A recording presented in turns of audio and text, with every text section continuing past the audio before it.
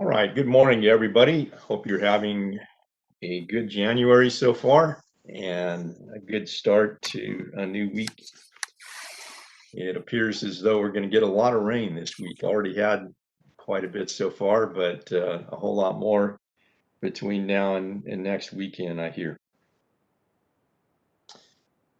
But aside from the physical weather, I'd like to talk about the spiritual environment in which we live and take a cue from First Peter, godly living in an ungodly society. And before I dive in, let me just remind everybody to mute yourself. Uh, we've had a few occasions today already, and have them almost every service when we do this online, where people forget to mute themselves and blurt out something. And we want to worship together in dignity and in focus on spiritual things rather than uh, unintentionally listening in on somebody else's conversation. So let's just keep that in mind and mute yourself if you haven't done so yet. Um, I'm currently teaching a handful of people on Thursday evenings, and we're going through First Peter, and it has occurred to me that that little epistle dovetails very nicely with our annual theme of unchanging truth in a changing world. First Peter is an epistle written to Christians largely in Turkey, largely in the same general vicinity that the book of Revelation targets when it focuses on those seven churches of Asia Minor. Peter's a little bit wider scope geographically, but it's generally the same Western Turkey geographical location. And Christians there were under the gun or about to be under the gun. It's interesting that in 1 Peter 2, Peter says to honor the emperor, honor the king. And yet the emperor current when 1 Peter was written was Nero, who was a very wicked man, who eventually put to death the author of this epistle, Peter, if all the historical accounts relating to that are accurate.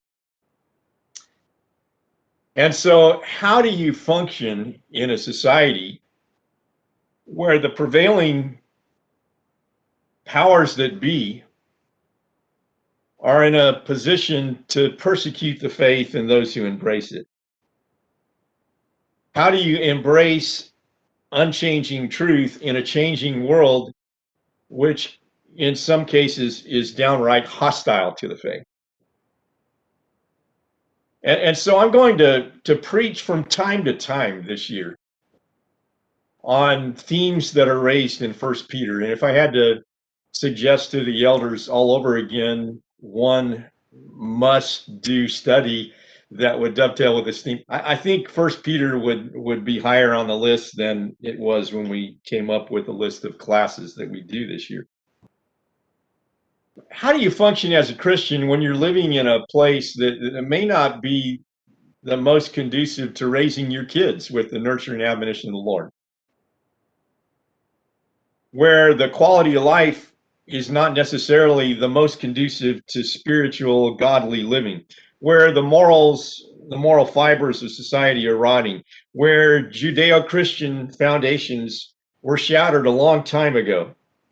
Is it possible to be a faithful Christian right now in the United States of America, in Northern California, specifically in Silicon Valley on top of that? Is it possible to raise a godly family in a hostile environment? What are our options? I suppose we can move, and a lot of people are doing that right now. The exodus from California is rather wild currently. There are a lot of people who don't like the cost of living, the social or political environment, or other factors, and there are a lot of people renting the U-Haul going out the other way, and not as many coming this way. And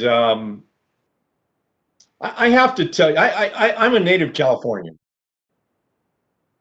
and I was born in San Mateo. I grew up in Northern California. I went off to Florida College at one point in my life when I was 18 years old, and people took shots at Californians, and I've been a defender ever since.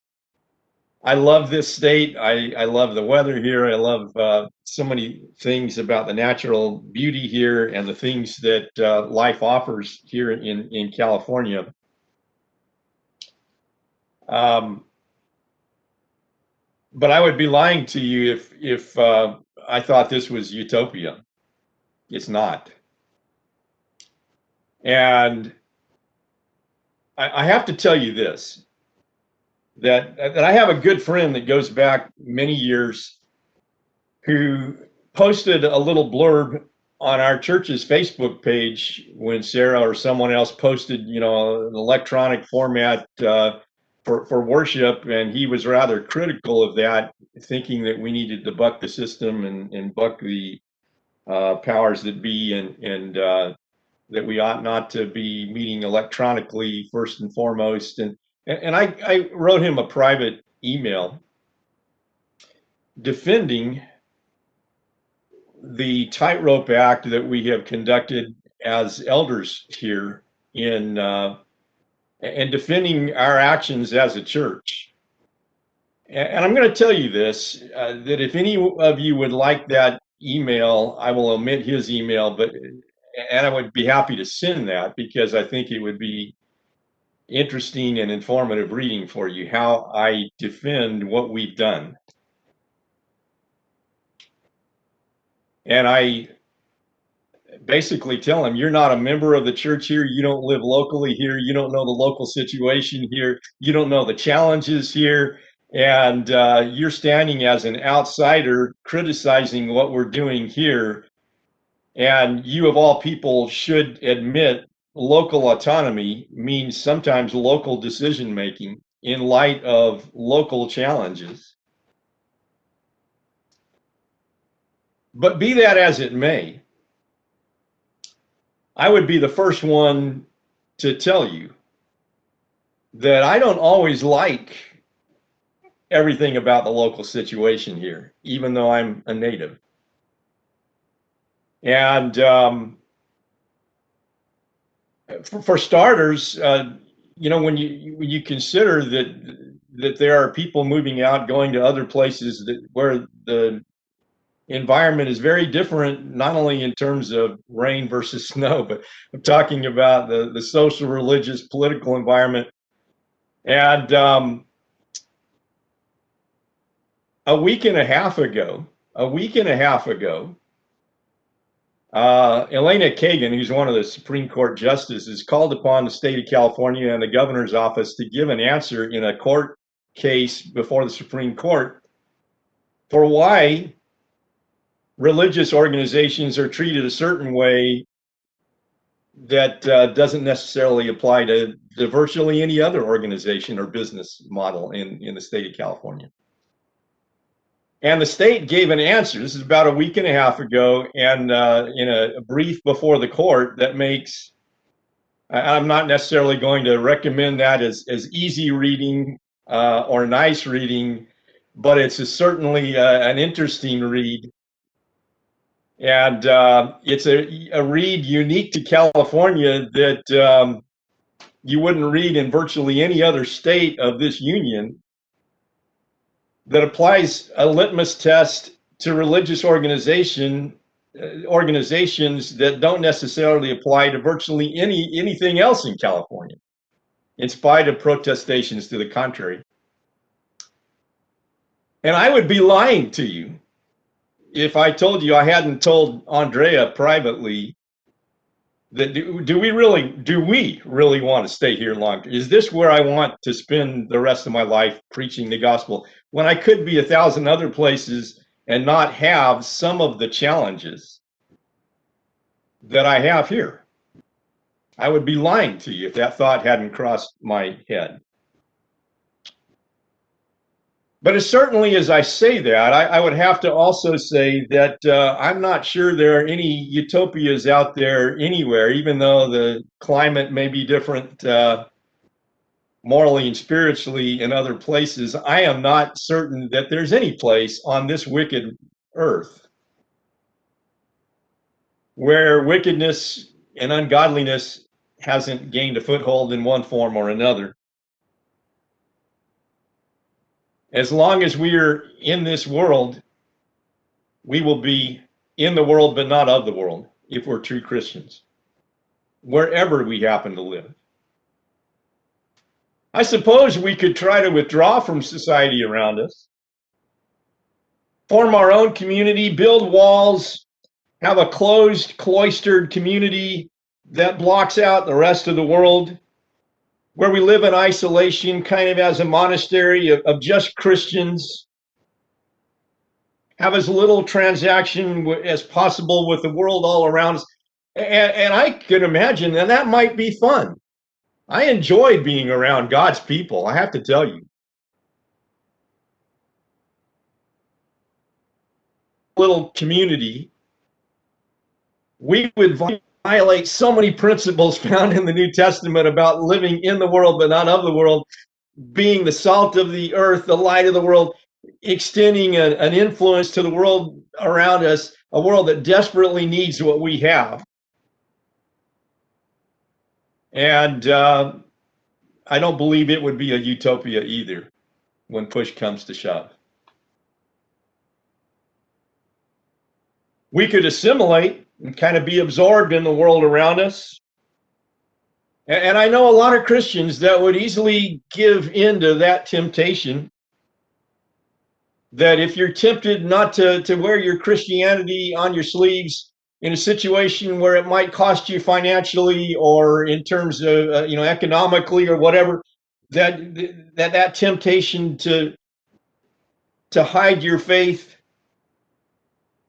and to lose some of the distinctiveness about your identity as a Christian, to at least partially allow society's consensus to dictate your values, at least in the public square, or to capitulate, at least in a minor way in your public life, to Satan's agenda in some way, shape, or form. That's an easy temptation.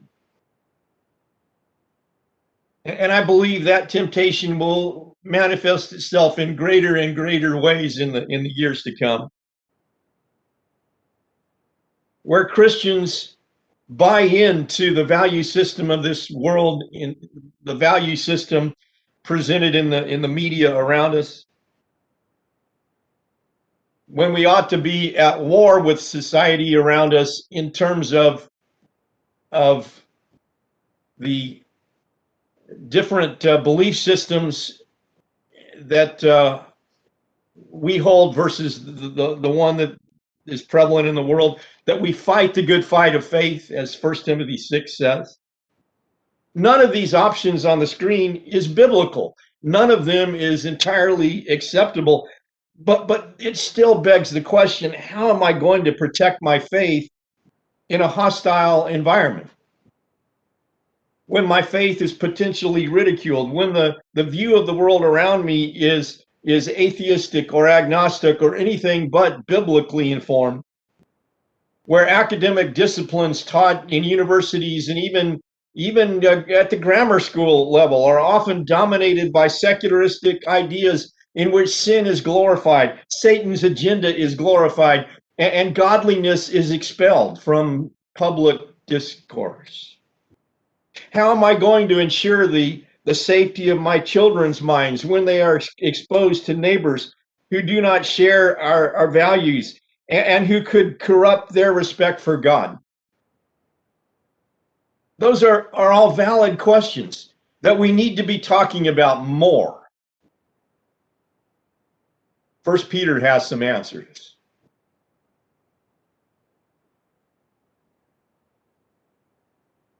We're going to talk briefly this morning about a different self-identity, a different homeland, a different value system, a different lifestyle, and different courage than that manifested by people in the world around us. 1 Peter 2, verse 9, I think, captures as much as any verse in 1 Peter the essence of what we're trying to say this morning. But you are a chosen race, a royal priesthood, a holy nation, a people for his own possession, that you may proclaim the excellencies of him who called you out of darkness into his marvelous light. A book I have enjoyed on many levels is Larry Hurtado's Destroyer of the Gods. It's a book about early Christians. In the first few centuries, it's subtitled Early Christian Distinctiveness in the Roman World. And one of the things that Larry Hurtado argues in that book, in a chapter along the lines of the self-identity of Christians, is that first century religious identity was not treated as a separate category. In other words, if you were to fill out a modern census form, you might be called upon to talk about your ethnic identity, your sexual identity, or maybe the one that you were born with biologically. Here in California, especially, the one you were born with biologically and the one that you identify yourself with now. Yeah, there are other forms of identity and identifying yourself, but religious identity, might be one of them, but wouldn't be high up on the list these days per se. And it wasn't really a distinctive class in which people identified themselves, even in the Roman Empire. In fact, your religious identity was essentially something you were born into, almost regardless of who you were. And it was usually bound up with one's family, civic, or ethnic connection. That if you were born in Rome, Italy, that you might worship some of the Roman gods. If you were born in Greece, you might serve some of the Greek gods. If you were born in Egypt, you might serve an Egyptian god. Jews were looked upon a little bit differently because they rejected the Greco-Roman pantheon of gods. They worshiped Yahweh, the one true and living God. But even that was pretty much connected to Jewish identity. You did have God-fearing people like Cornelius of Acts 10, who worshiped the one true and living God, even though he was a Roman centurion, and was connected to an Italian cohort. But even people like him, who worshiped the one true and living God, would generally have been exposed to the worship of all kinds of different gods. They may have preferred the one true and living God, but they may have been a little bit like Naaman in the Old Testament. You read in 2 Kings where Naaman is healed of his leprosy by the God of heaven with the help of Elisha the prophet. And when he comes to realize the greatness of the one true and living God, even Naaman says in 2 Kings 5 and verse 18, "In this matter may the Lord pardon your servant when my master goes into the house of Rimmon to worship there, leaning on my arm, and I bow myself in the house of Rimmon. When I bow myself in the house of Rimmon, the Lord pardon your servant in this matter." He realizes there's only one true and living God, but he has to go back to Syria. And in that social and religious environment, the king will go with him into the house of an idolatrous god, and he will play the game. And he's saying, "Forgive me when I do that, because I know Rimmon's a false god, and the Lord is the one true and living God." And it's interesting that Elisha tells him in the next verse, "Go in peace." But that's part of the reality of that social and religious environment of that time.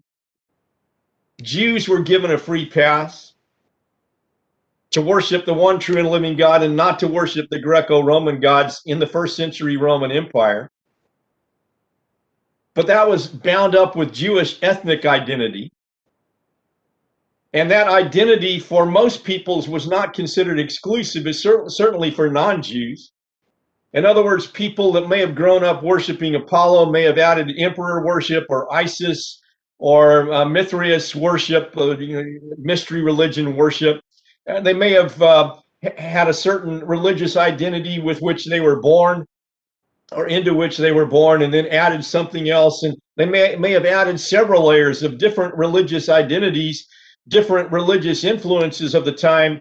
But here's the thing: when people became Christians, and this is borne out not only in the New Testament, but in the early church literature of the second and third centuries, when people became Christians, Christianity challenged both of those assumptions. That I might be of a certain ethnicity, but when I convert to Christ, the worship of God, the worship of Jesus, that becomes my exclusive religious identity. The worship of the Roman deities is out of the question. That although there may be many gods and many lords, to us there is one God the Father and one Lord Jesus Christ, as Paul says in 1 Corinthians 8, 5, and 6. And that identity is exclusive. It has an exclusive claim on my loyalty as a Christian. So that when people became Christians, and they had formerly been fairly easygoing about worshiping anything and everything, and now they're Christians, that was so unique in the first century Roman Empire that pagan neighbors did not understand it, did not even begin to understand the uniqueness of the claim of a one true and living God on Christians, so that they couldn't be open to worshiping anything and everything.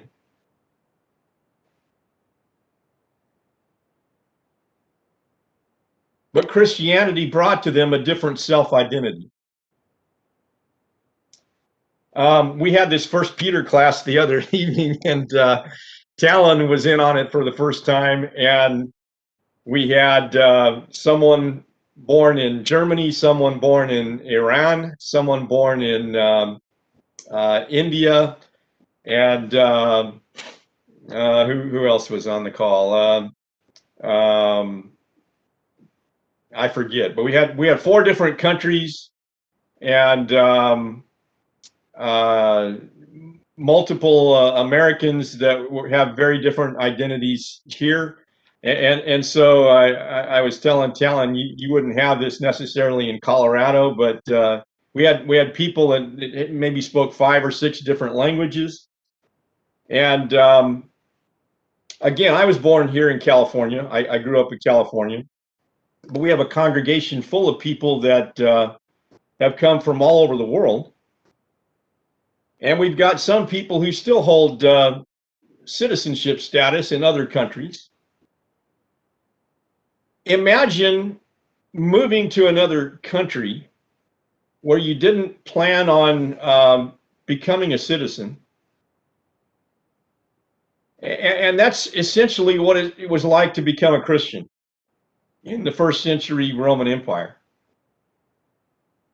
And what Peter says in the first couple of verses of the book is that they're resident aliens wherever they live.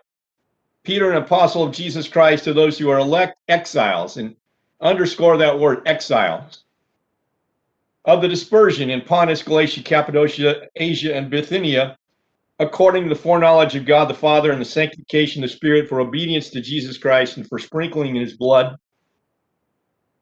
And then down in verse 17 of chapter 1, he says, and if you call on him as Father who judges impartially according to each one's deeds, conduct yourselves with fear throughout the time of your exile. You're a resident alien and you're in exile. And then in chapter 2 and verse 11, beloved, I urge you as sojourners and exiles to abstain from the passions of the flesh which wage war against your soul. This is just a sojourn. It's just an exile. And the relevant word is paraikos or paraikia, which a paraikos is a foreigner in a strange place who does not share or enjoy citizens' rights that locals have. He's simply traveling abroad, or he becomes a resident alien, but he's still an alien. And the related word paraikia means sojourn or sojourning, as one who is an alien and not a local citizen. In fact, this paraikia later became an ecclesiastical loan word in Latin, and it's the word from which we get our words parochial and parish. But we as Christians, we're simply passing through. We're simply pilgrims in a land that is not our own. We may get frustrated from time to time about the value system of the world around us. But our true patriotism is in a citizenship that is not here. And if we remember that, we don't have to get so frustrated with what's going on with the world around us at times. But we need to differentiate. I appreciate Solomon's emphasis in the class this morning about identifying ourselves first and foremost with the truth of Jesus and not with the education of the world around us.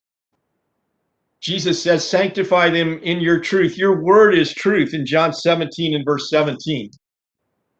And so we need to be sanctified with the truth of God first and foremost, not with all the media messages or the educational messages of this wicked world. In Romans 12 and verse 2, do not be conformed to this world, but be transformed by the renewal of your mind, that you may prove what the will of God is, that which is good and acceptable and perfect. We are sanctified by the truth of God and transformed by the truth of God, regardless of where we live, but we're just passing through. Our ultimate homeland is not here, and we have a different self-identity as a consequence of that.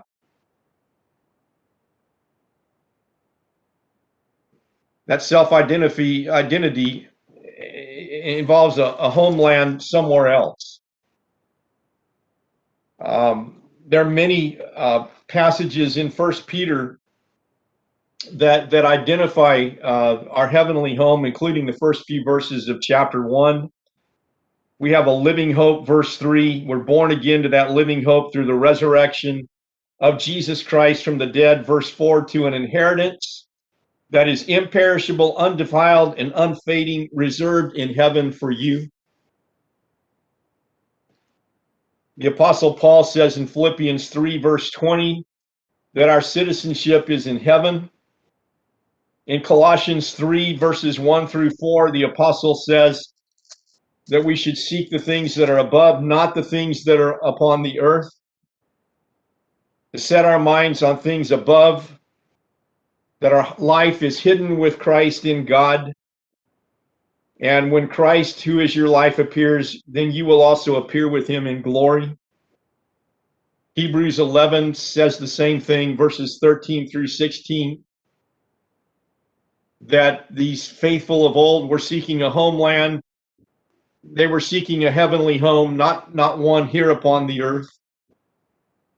But our reservations are already booked, and there are no unexpected cancellations. They are protected by a higher power. Sometimes we sing song number 213 in the book, Here We Are But Straying Pilgrims. Here our path is often dim, but to cheer us on our journey, still we sing this wayside hymn. Here our feet are often weary, on the hills that throng our way. Here the tempest darkly gathers, but our hearts within us say. Here our souls are often fearful of the pilgrim's lurking foe, but the Lord is our defender, and he tells us we may know. Yonder, over the rolling river, where the shining mansions rise, soon will be our home forever, and the smile of the blessed giver gladdens all our longing eyes. First Peter is a survival manual for suffering saints, God's time-honored strategy for holding up rather than folding up. Whereas Second Peter is a manual for suffering from within with false teachers. First Peter is a manual for suffering from without with external threats that threaten a Christian's very existence. The Roman Empire is about to raise its ugly head. And again, Peter himself would suffer capital punishment during Nero's persecution after the fire of Rome in AD 64. There are no roses without thorns, no victories without battles. Just as a lifter experiences friction in lifting weights and training his muscles, we have to brace ourselves for battle in this wicked world in which we live. There's nowhere to hide. And the bracing of ourselves for battle. 1 Peter chapter 1, beginning with verse 13. Therefore, gird up your minds for action, or prepare your minds for action. And be sober-minded. Set your hope fully on the grace that will be brought to you at the revelation of Jesus Christ. As obedient children, do not be conformed to the passions of your former ignorance. In other words, don't get caught up in this wicked world. You have a different homeland and a different allegiance that goes with it.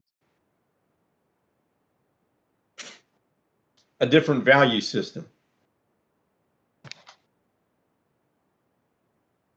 Again, verse 14, do not be conformed to the passions of your former ignorance. We are nonconformists to the core if we are Christians. And because of that, not only did non-Christians view Christians as bizarre for not accepting all the different gods and goddesses that they could have worshipped.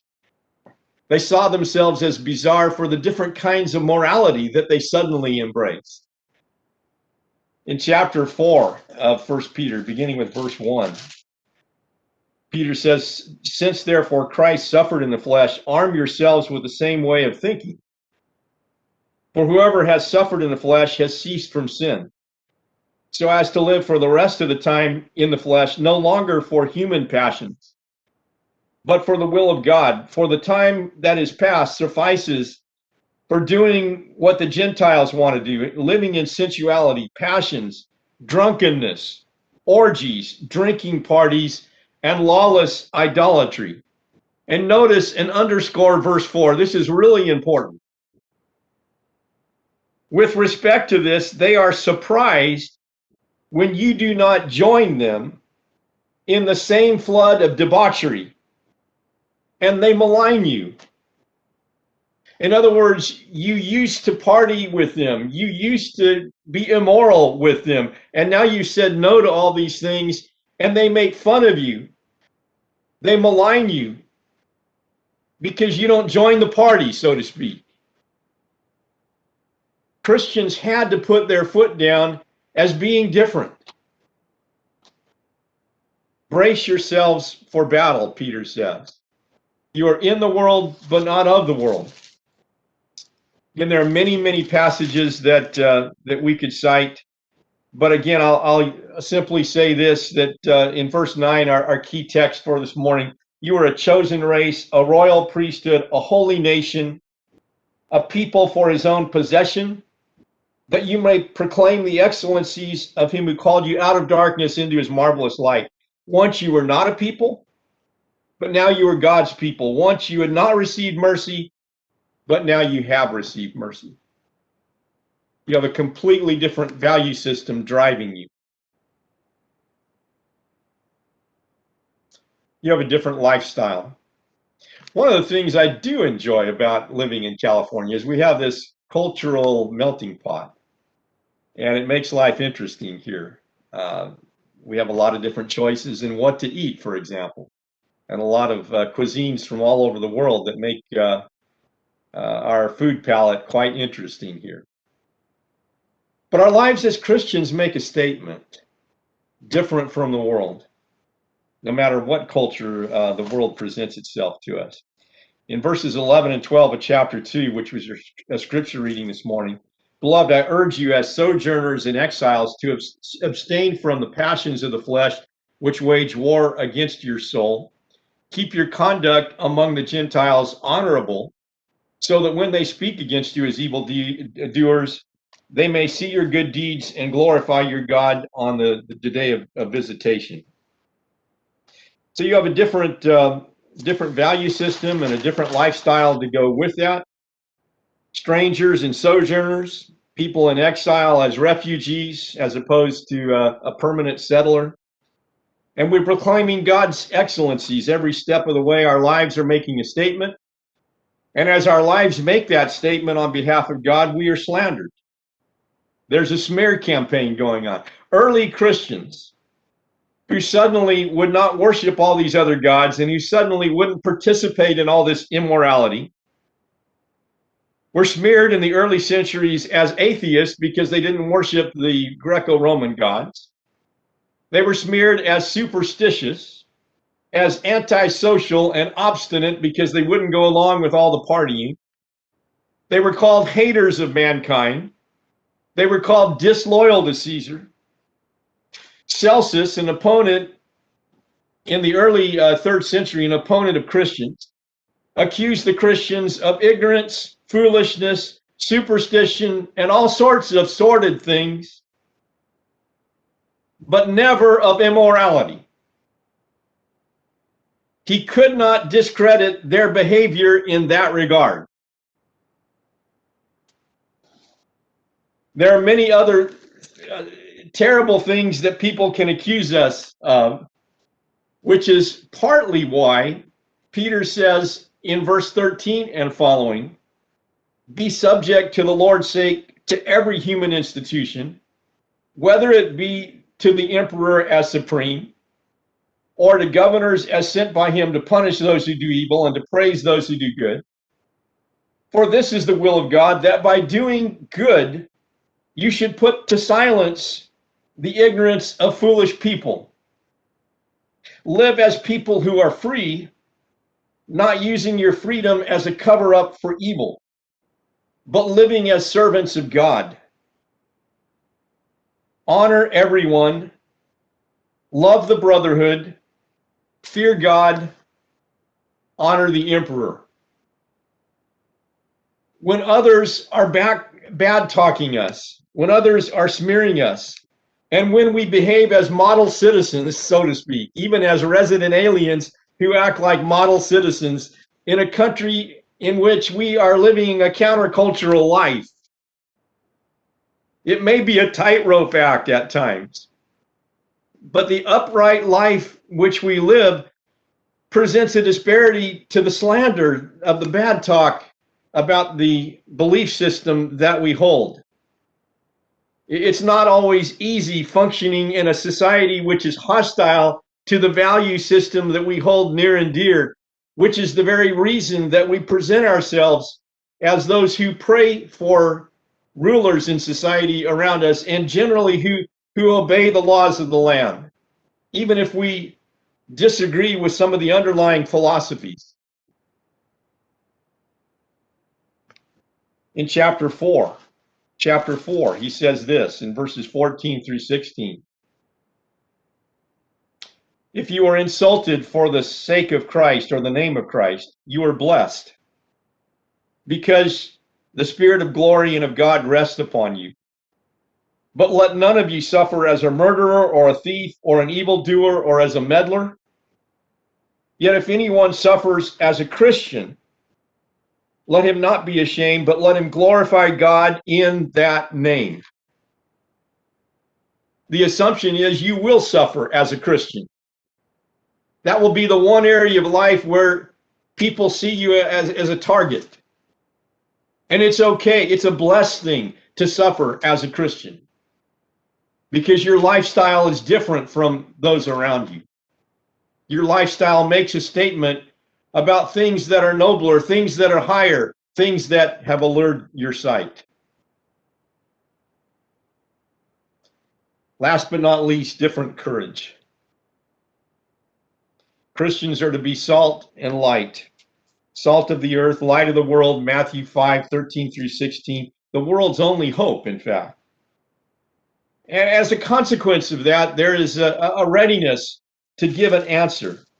Chapter 3 of 1 Peter says in verses 15 and 16, but in your hearts, honor Christ the Lord as holy, always being prepared to make a defense to anyone who asks you a reason for the hope that is in you, yet do it with gentleness and respect, having a good conscience, so that when you are slandered, those who revile your good behavior in Christ may be put to shame. You're putting cognitive dissonance in their minds. They've heard all these sordid and terrible things about you and about the faith, and yet they see someone who's living an exemplary life. They see fundamental goodness there that creates confusion in their minds, may even cause them to ask a question. What makes you tick? What is it that gives you this hope? What makes you optimistic in a world full of pessimism? What gives you a faith in a world full of defeatism? But you also have a sense of togetherness.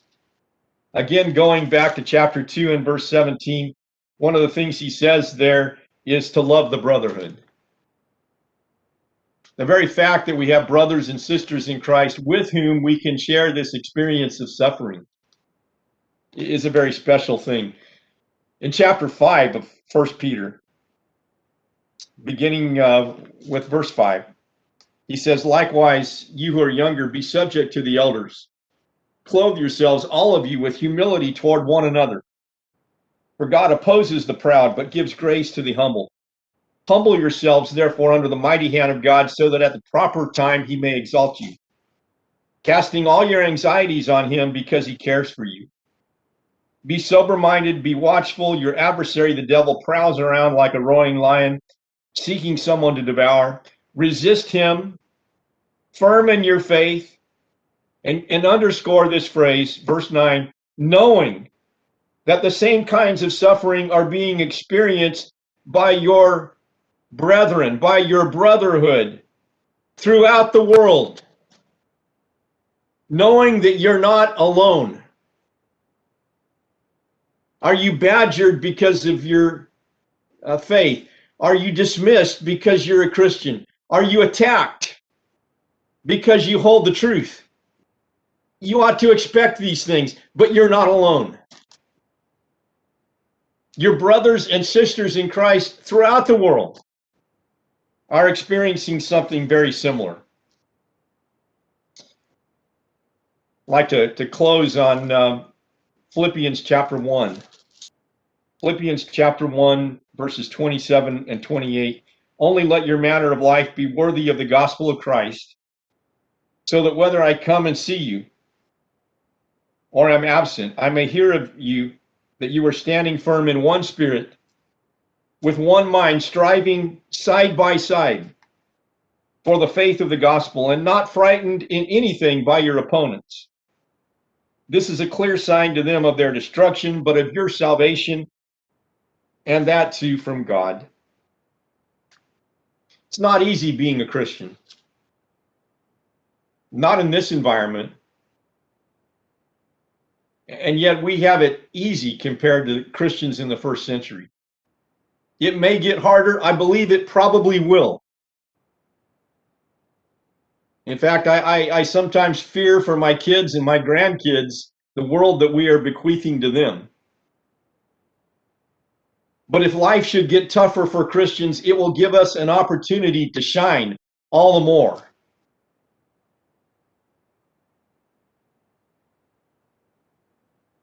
Different from the world.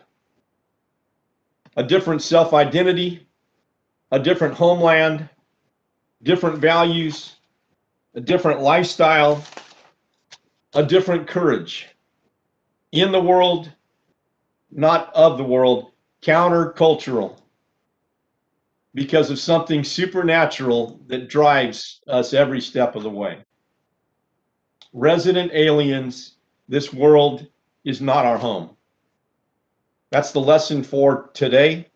If you're subject to the invitation call of Jesus Christ, need to obey the gospel, put your faith and hope in Jesus, so that heaven might be your home. I tell you what, it's a whole lot better than anything this world has to offer.